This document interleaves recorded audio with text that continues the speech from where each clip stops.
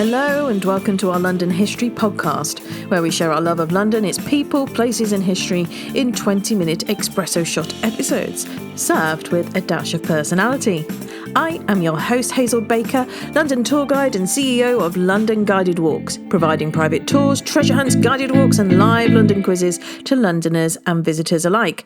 Don't forget, to accompany this podcast, we also have really great show notes, including pictures and this time a map. We have London history-related blog posts for you to enjoy absolutely free. And of course, now we have The Daily London, providing you with a couple of minutes of daily inspiration for things to do in London for Londoners. You can listen on iTunes, Spotify, add it to your Alexa flash briefings.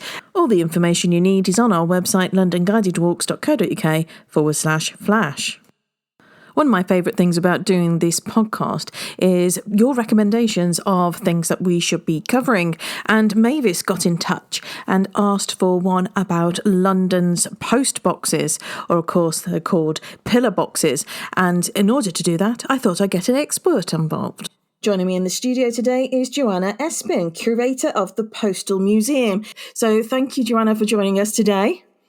Thank you for having me. Hi there. So, Joanna, if you're curator of the Postal Museum, what does a curator do?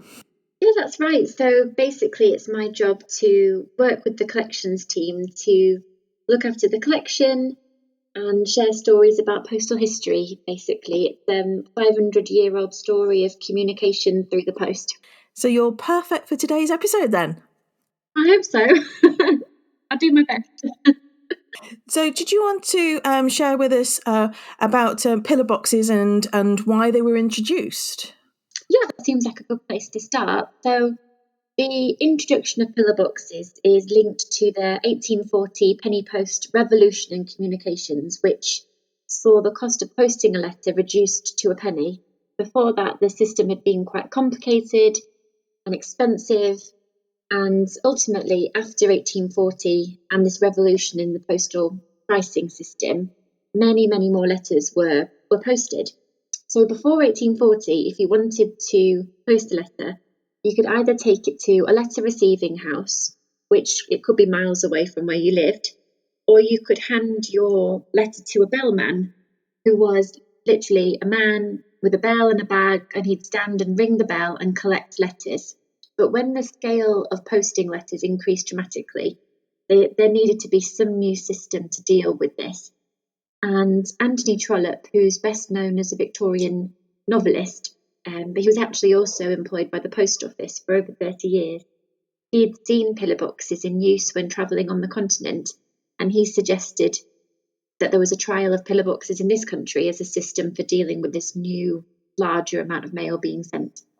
So that changed things quite dramatically, didn't it? Because if you think of like the Jane Austen films that you see, and the nightmen on their horses, and they're whizzing, and then they sort of fly off the horse and knock on the door, and Mr. Bennet gives them some money, and he always looks a bit begrudging by giving him the money. And of course, they're the ones that had to, if you're receiving the post, you had to pay for it. Yeah, so that was another big change in 1840. So prior to the penny post, it was, say if I was writing a letter to you, I'd write my letter, send it in the mail, and then you would be the one to pay to receive it, as opposed to me paying to post it to you.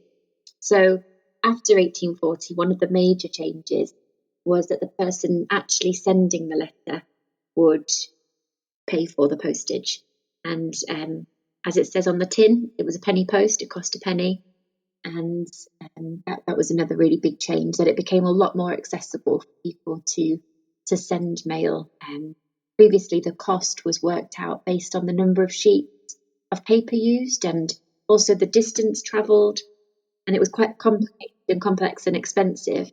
People did all sorts of things to try and get round some of the costs. So, for example, you might cross-write your letter, which was you'd write in one direction, turn the paper over, write in the other direction, turn the paper over again, write in another direction. They're really difficult to read, but you use sheets of paper, so it would cost less to receive.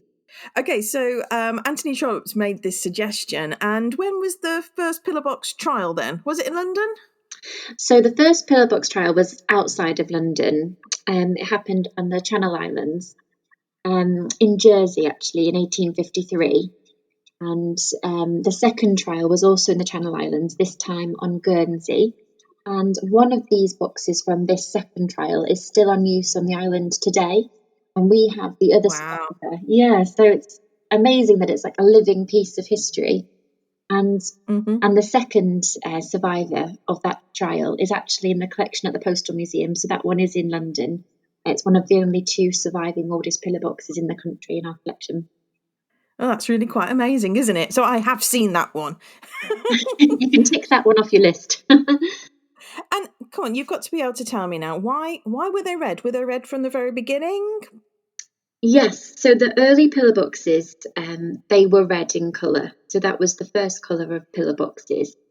Apparently, it was suggested that they could have been a chocolate brown colour, but sources in our archive suggest that that would have required extra varnish, so it would have cost more money. So perhaps red was chosen because of its apparent cheapness as opposed to other colours that might be available. But there was a change in the colour of pillar boxes because they were painted green. So after 1859, the standardised colour was green. And there's some research that we've done about the exact shade of green they might have been, and that they were treated with a bronzing technique. So exactly what shade of green they would have looked is a little bit difficult for us to piece together from the records we have in the archive. And obviously we don't have colour photographs to refer to. But there is suggestion that the green boxes were difficult to find, especially in rural areas. So you can They're just imagine, blended in. you've got like green fields and green hedges, and then is that a green tree? No, it's a green pillar box. So the green colour was phased out. There was a return to red from 1874, and it took 10 years to complete that programme of repainting, because they didn't just set out and repaint every single pillar box immediately. It was phased. So for a decade or so, you would have had red and green pillar boxes on the streets at the same time. And if you were going to recommend some pillar boxes for people to have a little day out in London, what would be your top ones to see? So I'd recommend that people go and see a pillar box which is on St Martin's Le Grand. So it's not far from St Paul's Cathedral, and it looks like an old pillar box, but actually it's quite new and it's masquerading as something much older.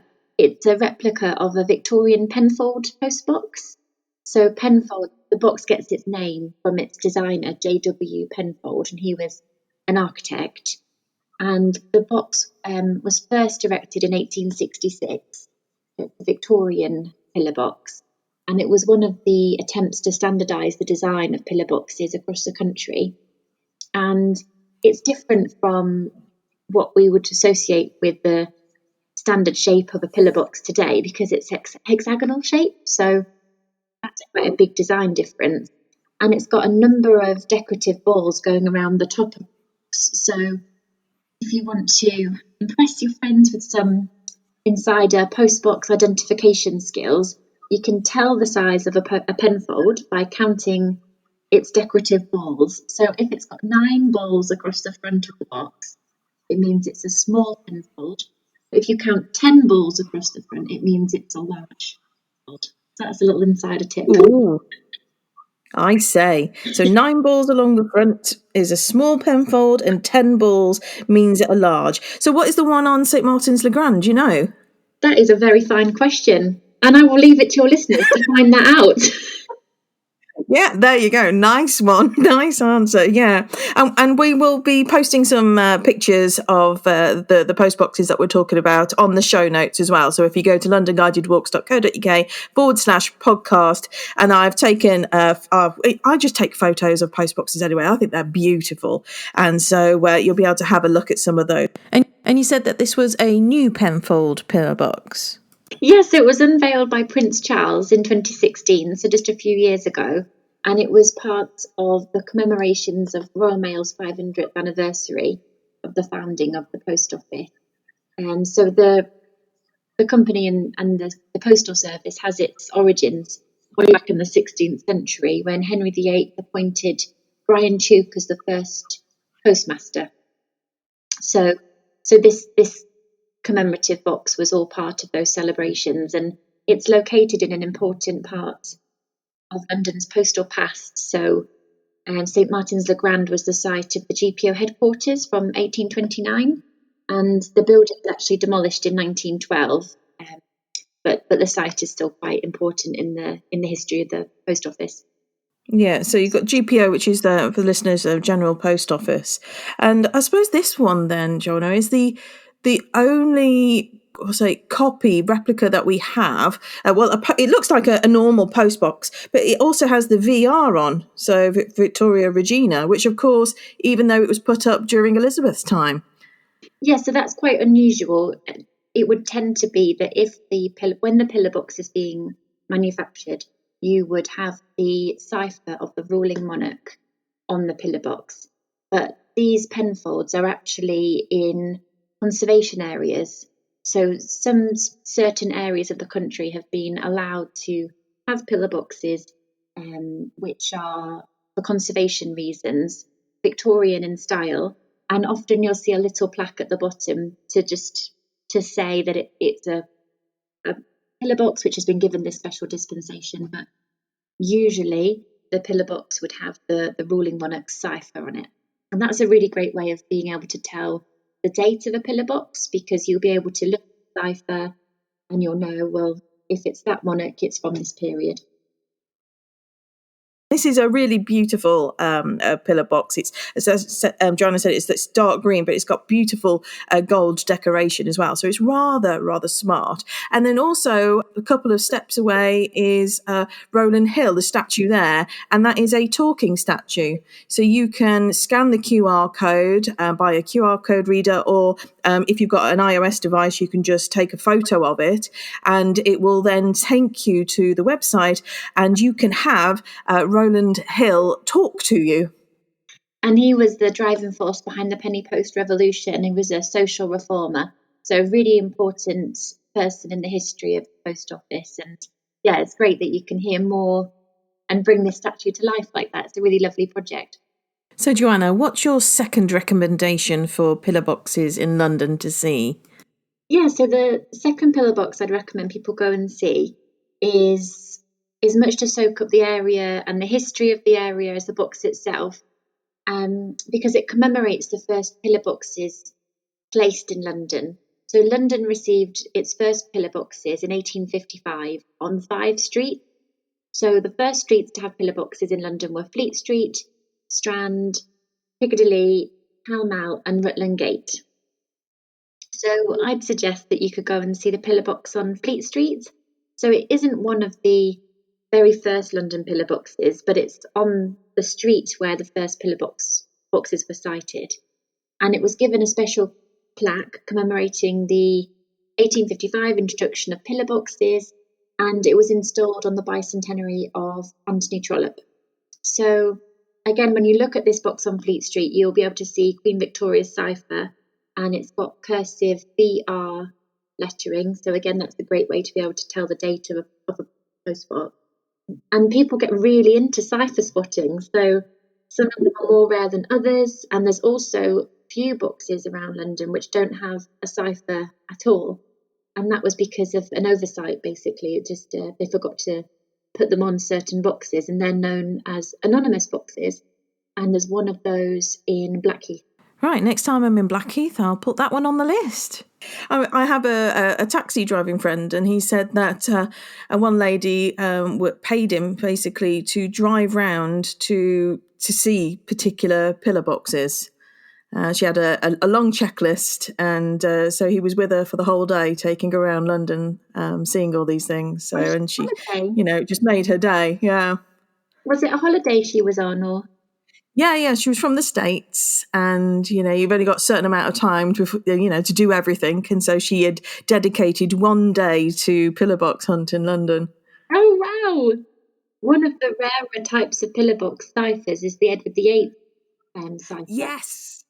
So you can see one of those display in the museum, but I've heard of people who make it their mission to go out and see all of the Edward VIII pillar boxes that are out there. Ooh. I think across the whole country, there's only about 150 or so they are quite rare.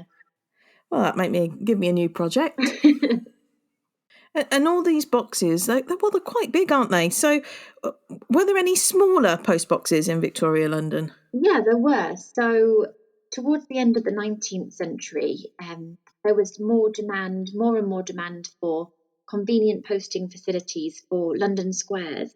So the kind of affluent squares around which influential residents of London would have lived. So smaller boxes were designed basically just to take small letters, and they were designed to attach to lampposts, and they were known as lamp boxes. And they were introduced in London from about 1897. Then they started to be introduced across the country and were removed from London squares. So it's not a type of box you'll see on your walks around London today. And what about the third pillar box you'd recommend for people to see in London? So lastly, I'd recommend people go to Westminster and see the gold painted pillar box there, which commemorates London as the host city of the 2012 Olympic and Paralympic Games. And that one commemorates London as the host city of the Games, as opposed to, again, being for a specific sportsman or woman. It's commemorating the whole of the Games. Our listeners are spread all across the UK and indeed the world, but for the UK listeners, if you have a gold letterbox in your town, then do let us know. So we've covered red, green and gold pillar boxes. Any other colours?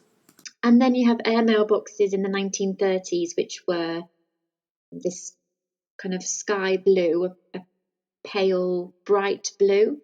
That was part of the 1930s move into PR, where this blue colour was tied into the uniforms and the vehicles to really push airmail as a new service. And most recently this year, several post boxes have been painted blue as a thank you to the NHS during the pandemic. So it's a different shade of blue from the airmail boxes. It's the blue you'd see on the NHS logo, a deeper dark blue. And one of those thank you to the NHS post boxes is situated outside St Thomas's Hospital in London. And that's the hospital in which the Prime Minister was treated for coronavirus. So the story of pillar boxes in London is still evolving today. Well, that's wonderful. I mean, I think that's going to be my new hobby now, Joanna, is mapping them all out. My recent discoveries. There's so much to see. So many different styles, and also the different colours as well. So the airmail boxes are this dreamy shade of blue. Are there any in London, or have they been all repainted red? So to the best of my knowledge, they have been repainted red, but you can see a blue airmail pillar box on display in the gallery at the Postal Museum. And we researched the colour to get the exact shade of blue, which would have been used in the 1930s. And we researched that in the archive at the Postal Museum. So, yeah, you'll be able to see one of those when you come and visit the museum. How wonderful. Big thank you, Joanna, for taking the time to share your in-depth knowledge and passion for all things postal. And everybody, the Postal Museum is now open. You're able to get there, a very short walk from Farringdon Station. And they have a wonderful exhibition at the moment, The Great Train Robbery, Crime and the Post. And this is exploring one of the most audacious crimes of the 20th century and the subsequent investigation. And that's alongside other stories of crime through the post. So it's worth checking that out before that ends at the end of December this year. All the information from today's show and also information about the Postal Museum, which is a really fabulous day out. And I've added photos and a map of all the pillar boxes that Joanna was talking about on our website, and you can check those out and go exploring in your own time. Don't forget to share your London explorations with us by tagging us on social media. It'd be lovely to see what you're up to. That's all for now. I'll catch you next time.